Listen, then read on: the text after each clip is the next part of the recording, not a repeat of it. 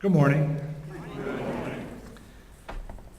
We're taking today and the next 2 Sundays to work through a sermon series called Raise Your Voice. And we're familiar with this idea. We tell children to be seen and not heard. How well does that work out? We say, don't raise your voice at me, as we raise our voice at them. On the other hand, we may say to the same person, for God's sake, speak up. We often want to regulate the volume and the content, and when we want another person to speak, but we struggle to control our own tongue. A person named James, head of the first church in Jerusalem, wrote a letter to his congregation. He wrote that the tongue is like a bit in the horse's mouth, or it's like a rudder on a ship. And as the tongue goes, so goes a person's life. I quote, "The tongue also is a fire, a world of evil among the parts of the body. It corrupts the whole body, sets the whole course of one's life on fire, and is itself set on fire by hell." I personally like the tongue. This is the kind of thing that maybe gives churches a bad name. And yet there's some truth here. It is true that we must be careful how we use our voice. And so we may err on the side of actually losing our voice and not speak up when we should. So before you raise your voice, you must find your voice. And for this, I turn to the wisdom story of Esther. The story of Esther takes place in Persia. The Jewish people are in exile and homeless, but they try to make a home in a foreign land. Because they are in a foreign land and subject to the whims of people in authority over them, life is very iffy. And some rulers were wiser and kinder than others. The story of Esther was one of the most dangerous times for the Jewish people. And the story of Esther is actually R-rated. I'm going to try and give you a GP-13 version. The book of Esther begins with the queen disobeying the king's request to present herself to him and a bunch of drunken men. After partying for 7 days, the king expected her to show up wearing nothing but a crown and a smile. She refused the king and made him look bad in front of his friends. She found her voice. She took a stand. He said, "You need to come." But she persisted. She would not go. And she paid a price. The king, being a rather unstable autocrat without a mind of his own, and afraid of what other people think about him, asked for advice. His advisor, being opportunistic, feeds on the king's insecurities and makes all these generalizations and universal statements.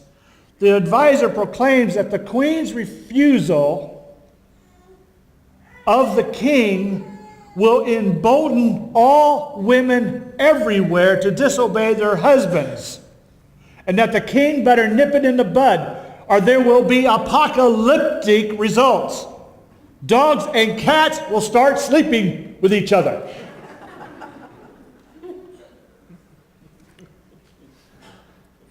And now he needs to pick a new queen, and this is how Esther comes on the scene. The king eventually selects a good-looking, young, secretly Jewish woman who is a part of his harem to be the queen. As for Esther's backstory, she's an orphan who is raised by her older righteous cousin, Mordecai. When the king came looking for young virgins to fill the role of his new queen, Esther made sure to jump into the line. She wins favor with all the people in the harem. She got miscongeniality. And with the king himself. And becomes queen. Also, Mordecai helps uncover a plot to kill the king. Mordecai tells Esther. Esther tells the king is saved, and Mordecai gets brownie points. He is on the good side of the king and saves the king's life. But all is not well in the king's courts. Like a Game of Thrones, chaos is a ladder, and treachery is afoot. When Mordecai refuses to bow down to the evil counselor Haman in the street, the evil mustache-twisting counselor, and that is, he twists his own mustache. He doesn't go up and twist somebody else's. That would just be weird, right? Haman decides to engineer a plot to murder all the Jews in the Persian Empire. Please see a pattern here. One Jew refuses to bow down, therefore all Jews must die. Insecure people with power make generalizations and policy based on fear and lies. There's a long history of this. Haman's plot basically involves Haman going to the king and saying, I think we should kill all the Jews in the Persian Empire. And the king says, all right, what could it hurt?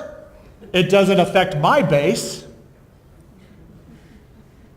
Haman walks away, twisting his mustache some more. Remember, his own mustache, not somebody else's. Glad that the king is supporting and not really thinking through Haman's genocidal plans. The king doesn't know that his own queen is Jewish because Esther's been keeping it a secret. But the threat of the genocide of the Jews moves Esther and Mordecai into action. Mordecai goes, wails outside the palace gates while wearing sackcloth. He's one of those protesters. And Esther fasts for 3 days before visiting the king. However, before Queen Esther finds her voice and speaks up, she and her cousin have a crucial come to Jesus conversation.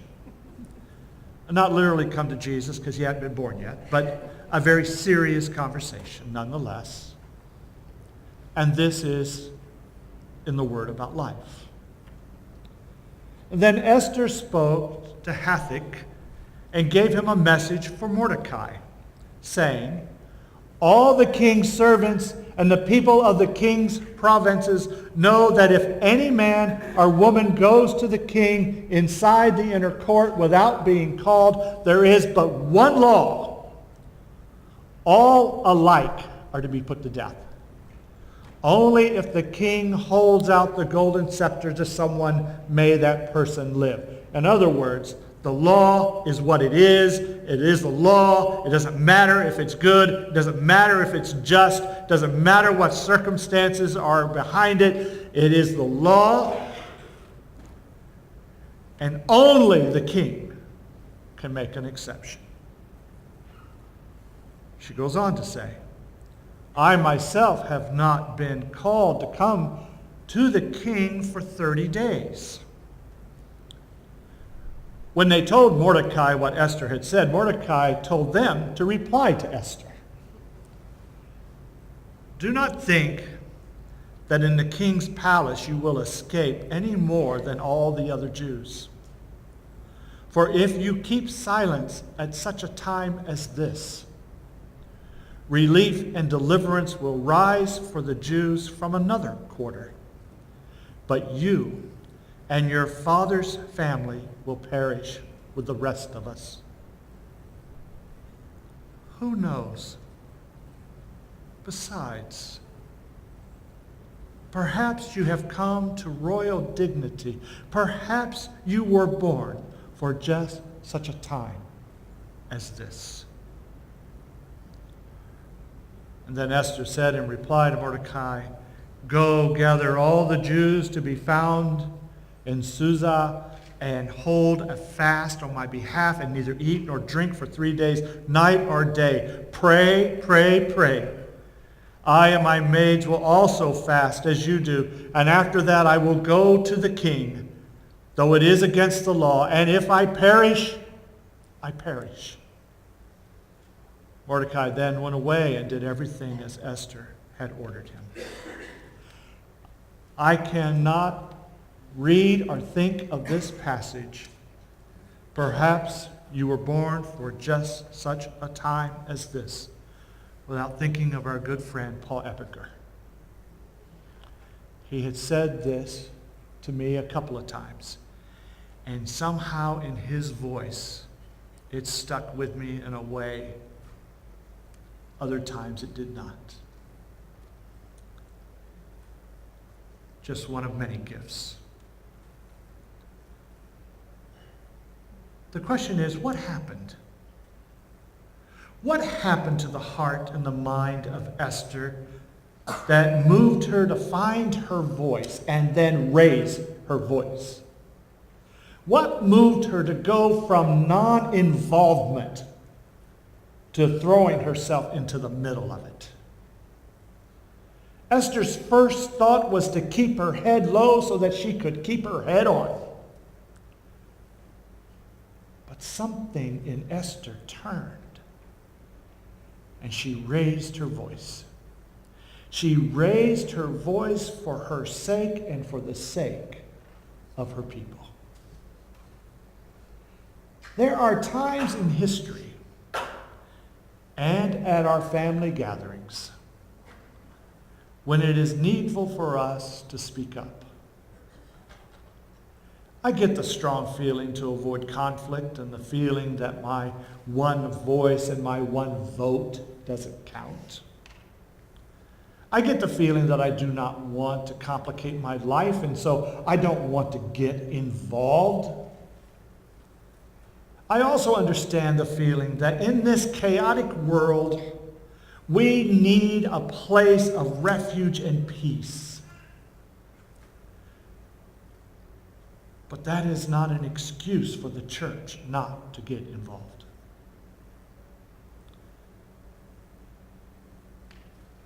I understand it. But there is a counter-truth, and it is captured by the German Lutheran pastor Martin Niemöller. And we know this poem. First they came for the socialists, and I did not speak out because I was not a socialist. Then they came for the trade unionists, and I did not speak out because I was not a trade unionist. Then they came for the Jews, and I did not speak out because I was not a Jew. And then they came for me, and there was no one left to speak for me. One of the interesting things about this poem is the way it changes depending on who uses it. Different groups have been added and taken out of the poem depending on the agenda of the person reading it. For example, when a U.S. congressman quoted it in the 1950s, he changed the word communist to socialist because socialists were a little bit easier to abide by than communists in the 1950s. And the original reference to the sick and the incurables, which Hitler would round up and take away because they were costing the state too much, that's been left out as well. The point is this: what every human being and human groups whenever they have been singled out for persecution and identified by powerful people as expendable, they need our voice because it is the moral thing to do. But it is also the practical thing to do, because such evil practices flourish with our silence. And if we allow such practices, thinking that we are safely hidden in the king's palace, in the seat of power, in the seat of privilege, it is only a matter of time before we are found and treated like all the other so-called expendables. In Bill Smith's final sermon as senior minister at Shadow Rock, he talked about the long line of history of all the exciting times that he could have been born. He said, could I have been born in the time of the great prophets? No, God said no, not yet. Could I be born in the time of Jesus and the disciples and watch feed and be part of feeding the 5,000 and see the miracles? And God said, no, Bill, not yet. What about the time of Reformation? No, not yet. All those times he wished he could have been born. He imagined asking God at different points in time if he could be born during those times, but God said not yet. And finally, the time in history for Bill, the time for Bill to be in history, it came. Bill trusted that he was the right person at the right time. This was finally Esther's understanding. She came to understand that she was born at her particular time in history in order to raise her voice for her people. There's only one question. Is history calling you to raise your voice? Only you can answer that for yourself. It's between you, your conscience, and your God. I think history is calling us to raise our voice. Amen.